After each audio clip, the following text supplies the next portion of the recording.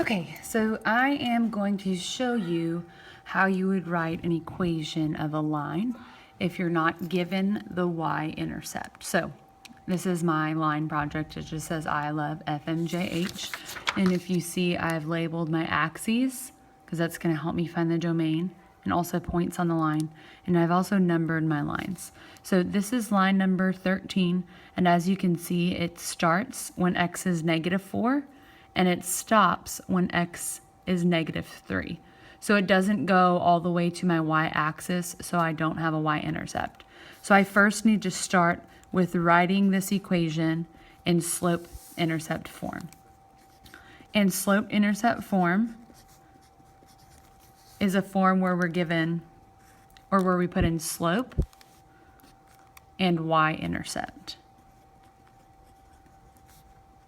And because this is already a line drawn on the graph, I would need to find the slope from my line that's already drawn.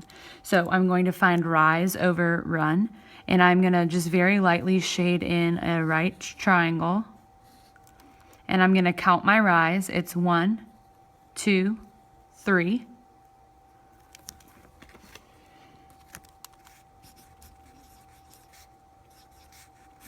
And then I'm going to count my run.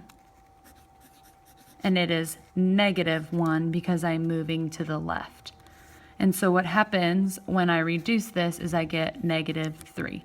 And if you check that line, that is a nice negative slope. So my slope sign is correct. And then the value is 3/1. So the slope of this line would be -3. And I plug that in with my x, and then I have to add in the y-intercept. Now, because I don't see it going through the y-axis doesn't mean that the y-intercept is 0, because 0 is actually a value, and it's right here, and this line does not go through that point 0, 0. So all I need to do is find it. So again, I know that my equation is written in the form y equals mx plus b, where now I have my m at -3. And I don't have my b, but I'm given an x and a y simply by having a pretty point, or any point rather, on this line. So I'm going to just label a point. It doesn't matter which point I choose as long as that point is on this line. And I'm choosing a pretty point to make it easier on myself. Pretty point just means that those points are integers. So this point right here is at -4, 1. And then this point right here is -3, -2. And again, you can use either point you want. I'm going to choose -4, 1 for no reason other than that was the one that I did first. Okay, now ordered pairs are written in the form x, y, where x is listed first and then y. So again, I'm given an x value with a corresponding y value that's sitting on this line. So I'm going to plug in my x value, and I'm just replacing that x with -4, and then I'll plug in my y value, and I'm just replacing that y with a +1. And then it's still plus b because I don't know what my y-intercept is yet. And then from here, I just solve for b. So -3 times -4 gives me a +12. And then in order to get b by itself, I have to create a 0 pair by performing an inverse operation. So I have a +12. In order to create a 0 pair, I have to subtract 12 from both sides. That creates a 0. And I bring down my b. And then I just simply have 1 minus 12, which is -11.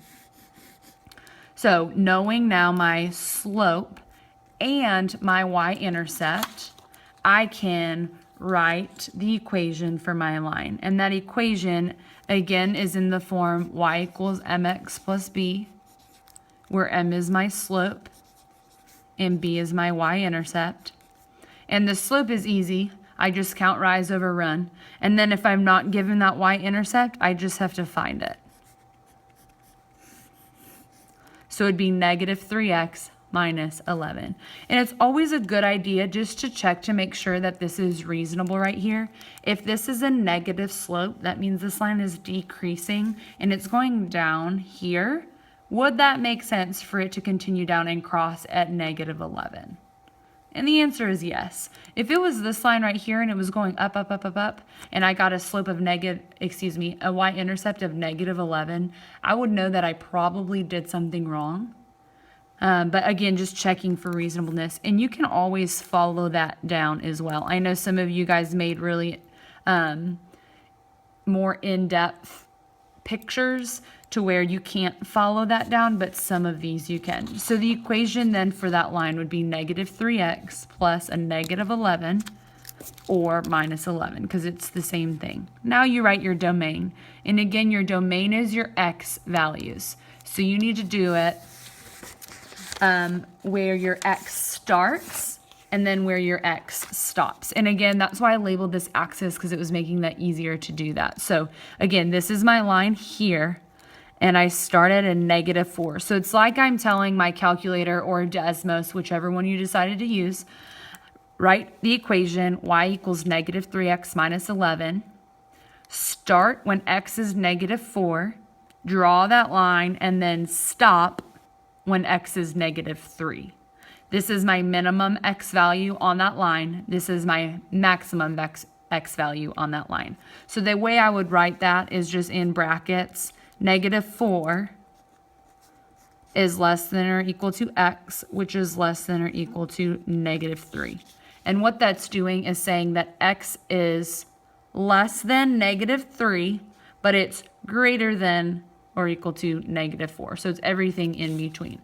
Now, if you were to mess up on that domain, this line is going to look funky, and you're not going to have the correct slant in line written for like my M. It would have either gone further down or further up. So just make sure that these domains are correct. Those are just as important as those lines. So hopefully this clears up some of your questions. Again, if you have any more questions, you can come in for tutoring. The project is due on Friday, this Friday at the beginning of your class.